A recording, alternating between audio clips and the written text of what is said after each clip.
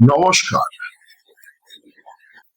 ভারতের প্রধানমন্ত্রী শ্রী নরেন্দ্র দামোদর দাস মোদী উনি বলেছেন, আপনারা 1 বছর সোনা কেনা বন্ধ রাখুন। আপনারা একত্রিতভাবে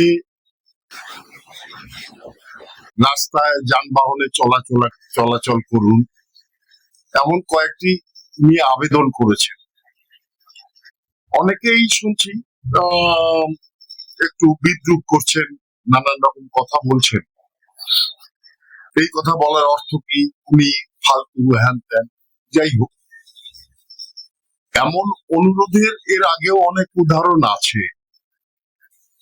যেমন নেতাজি সুভাষচন্দ্র বসু, উনি সাধারণ ভারতীয়র কাছে আবেদন করেছিলেন আজাদ হিন্দ ফৌজের তহবিল রক্ষার্থে মা বোনদের সোনা দান করার জন্য। তখন কয়েক 100 কেজি সোনা এই ভারতের মা বোনেরা দান করেছিলেন ওনাকে। পরবর্তীকালে ভারত স্বাধীন হওয়ার পরে সেই আজাদিন বাহিনীর যে তহবিল, সেটা ভারত সরকার অধিগ্রহণ করে, কিন্তু সেটা সরকারি তহবিলে জমা হয়নি সেই সময়। তার অস্তিত্ব আজও পাওয়া যায়। আপনারা গুগল সার্চ করে দেখে নিতে পারেন বিষয়টা, এবং আরো অনেক পদ্ধতি আছে জানার। যাই হোক, 1965 সালে যখন ভারত পাকিস্তানের যুদ্ধ এবং ভারতে খাদ্য সংকট চরম পর্যায়ে, তখন তৎকালীন প্রধানমন্ত্রী লাল বাহাদুর শাস্ত্রী বলেছিলেন ভারতীয়দের সপ্তাহে 1 দিন উপবাস করার জন্য। আবেদন করেছে প্রচুর ভারতের নাগরিকরা, সেই আবেদন অনুযায়ী কাজও করেছিলেন। এইসব আবেদনের পেছনে নির্দিষ্ট কোনো উদ্দেশ্য থাকে, সেটা ব্যক্তিগত থাকে না, সেটা থাকে সর্বভারতীয় জাতীয়তাবাদের।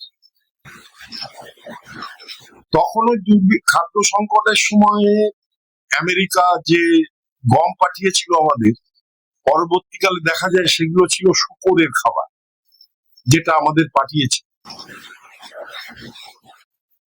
সপ্তাহে 1 দিন উপবাসের কারণে যে খাদ্যটা রক্ষিত হয়েছিল, তাতে আমাদের বহু মানুষের কিছুদিনের জন্য খাদ্য সংকটে সুরাহা করেছে। এটা প্রমাণিত। আজ নরেন্দ্র মোদী যেটা বলছেন, আপনারা 1 বছর সোনা কিনবেন না, কারণ আমাদের দেশে সোনা উৎপাদন হয় খুব কম।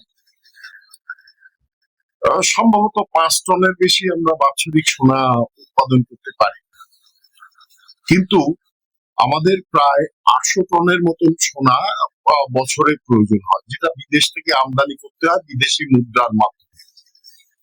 আমরা যদি এই সোনাটা না কিনে, এর থেকে যদি 1টা বছর আমরা বিরত থাকি, সেই সোনার পরিবর্তে আমরা যদি উপহার স্বরূপ অন্য জিনিস দিই, সেই টাকাগুলো কিন্তু আমাদের দেশের ভিতরেই থাকবে এবং দেশের প্রয়োজনে আসবে। কিন্তু সোনা কিনে আমরা যখন বিদেশ থেকে সোনাটা আমদানি করব, তখন যে বিদেশি মুদ্রা ব্যয় হবে, সেটা আমাদের রক্ষিত যে সঞ্চিত বিদেশি মুদ্রা ভান্ডার, তাতে টান পড়তে পারে।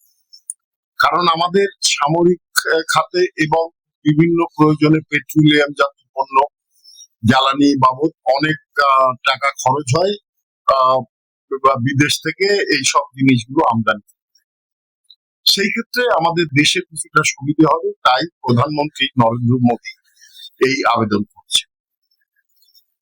আপনারা যদি ব্যক্তিগত আলাদা আলাদা বাইক বা যান নিয়ে ভ্রমণ বা যাতায়াত না করেন, যদি যৌথভাবে কয়েকজন মিলে একটা গাড়িতে যাতায়াত করলেন, অথবা মেট্রোতে যাতায়াত করলেন, ট্রেনে যাতায়াত করলেন, তাতে কি হবে, আমাদের পেট্রোলিয়াম সংরক্ষণ বাড়বে।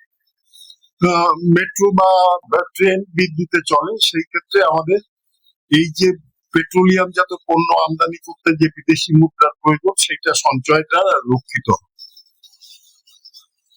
এটা আমাদের বুঝতে হবে। এটা নিয়ে শুধু ট্রোল করে প্রধানমন্ত্রীর সম্পর্কে বাজে মন্তব্য করাটা কোনো ভারতীয় ক্ষেত্রে সম্মানের নয়। হ্যাঁ, কিছু লোক তো করেনি এরকম, যার ভিতরে রাহুল গান্ধী আছেন। উনি তো সর্বদাই ভারতের ইকোনমিকে দুর্বল বলেন, কিন্তু বর্তমানে ভারতবর্ষ বিশ্বের চতুর্থ অর্থনৈতিক দেশ। এই চতুর্থ অর্থনীতির দেশ এমনি এমনি হয়, তার জন্য আমাদের পরিশ্রম করতে হয়েছে, নির্দিষ্ট পদ্ধতি অবলম্বন করতে হয়েছে, এবং যে কারণে আজকে আমরা এই জায়গায় আসতে পেরেছি। এখানে আমাদের প্রধানমন্ত্রী সবার কাছে আহ্বান করেছেন, আহ্বান আপনারা মানবেন কি না মানবেন সেটা আপনার ব্যাপার।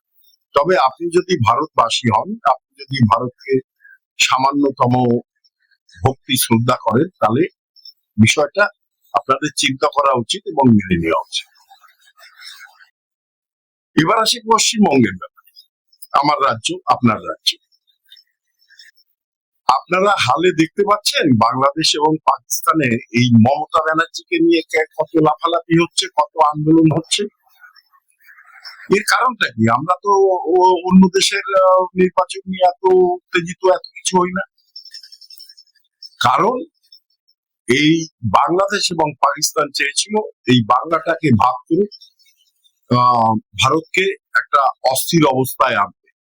মণিপুর, আসাম, ত্রিপুরা, পশ্চিমবঙ্গ, এইগুলোকে ওরা বিচ্ছিন্ন করতে চেয়েছিল। এর আগেও আপনারা দেখেছেন ওই হারামের বাচ্চা ইউনুস, সে তো বলেই দিছিল সেভেন সিস্টার নাকি আমাদের থেকে কেড়ে। ও হারামির বাচ্চাটা নিজেই কোথায় ভ্যানিশ হয়ে গেছে, এখন তার খোঁজ পাওয়া যাচ্ছে, জানি না, আর তা নিয়ে ইন্টারেস্ট নেই। তবে যেসব বাংলাদেশিরা এই যে লম্বা লম্বা মারছেন না, যে ভারত দখল করে নেবেন, এই করবেন, সেই করবেন, ভারতীয় মুসলমানরা আপনাদের পক্ষে যাবে। বিশ্বের সবচেয়ে বেশি মুসলিম বসবাস করে ভারতবর্ষে। যদিও ভারত মুসলিম রাষ্ট্র নয়, তবে বিশ্বের যে ৭৮টা মুসলিম রাষ্ট্র আছে তার ভিতরে সবচেয়ে বেশি মুসলিম ভারতবর্ষে বসবাস করে। এবং এরা এপিজে আব্দুল কালাম, আব্দুল হামিদ, এদের মতো এরা ভারতীয়, এরা ভারত মায়ের জন্য জীবন উৎসর্গ করে। এই যে যারা উস্কানি দিচ্ছে না, এদের এক পায়ে চাপা দিয়ে ধরে আর এক পা ফেড়ে ফেলা। এরা কোনোদিন ভারতীয় না, এরা উগ্রপন্থী, ভারত বিরোধী। আর এদের সহযোগিতা করেছিল এতদিন এই মমতা বন্দ্যোপাধ্যায়ের সরকার। তার ভাইপো ৪,০০০ পুলিশ লাগতো বাড়ি পাহারা রক্ষা করতে। আজকে তার পাহারা উঠে গেছে, এখন বিড়ালের মতন মিউ মিউ করছে। এতদিন তো সে চেয়েছিল কি অমিত শাহকে দেখে নেবে, কার বাপের বাচ্চা দেখবে। তোর বাপের নাম কি একবার পরিষ্কার করে উচ্চারণ করতে দেখি, পারবে না। দেখুন, যে যে কর্ম করবে তার ফল তাকে পেতে হবে। মমতা ব্যানার্জি যে অন্যায় করেছে, এই বাংলা মানুষকে বিভ্রান্ত করে, মিথ্যা বলে, তাদের শোষণ করে, তার পরিণাম তাদের পেতে হবে। সবে তো ধরপাকড় শুরু হয়েছে, আরো হবে। এই মুহূর্তে আমাদের উচিত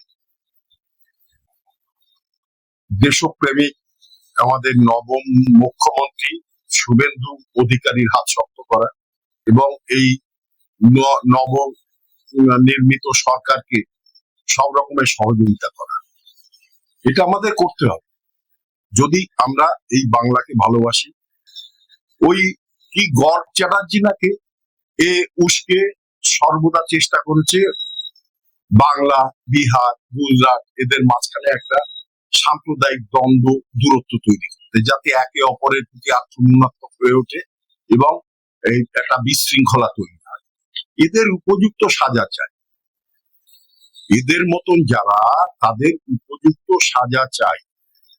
আশা করব আমাদের নব নির্বাচিত মুখ্যমন্ত্রী বিষয়টাকে নজর রাখবেন কারণ উনি সুরক্ষার প্রতি নজর দিয়েছেন এবং আশা করছি আগামী দিনেও সেই নজর থাকবে। সবাই ভালো থাকবেন। জয় হিন্দ, ভারত মাতা কি জয়।